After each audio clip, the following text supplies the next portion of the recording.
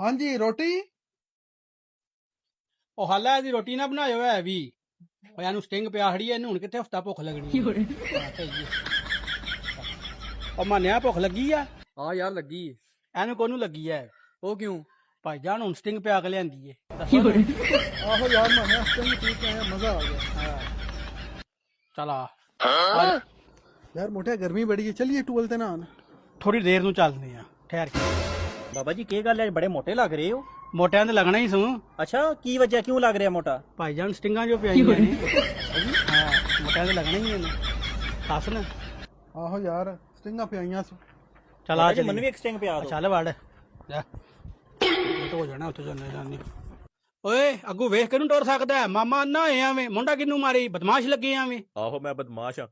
ਬਦਮਾਸ਼ੀ ਪੁੱਤਰ ਤੇਰੀ ਮੈਂ ਕਢਾ ਛੱਡਣੀ ਐ ਇਹਨੂੰ ਆਖਿਆ ਨਾ ਇੱਕ ਚਪੇੜ ਮਾਰ ਤੇ ਇੱਥੇ ਤੇਰਾ ਮੂਤ ਨਿਕਲ ਜਾਣਾ ਐਵੇਂ। ਕਿਉਂ ਜੌਨ ਸੀ ਨੇ? ਪੁੱਤਰ ਜੌਨ ਸੀਨਾ ਨਹੀਂ ਹੈ ਸਟਿੰਗ ਪਿਆਈ ਏ ਇਹਦੇ ਮਾਰ ਚਪੇੜ।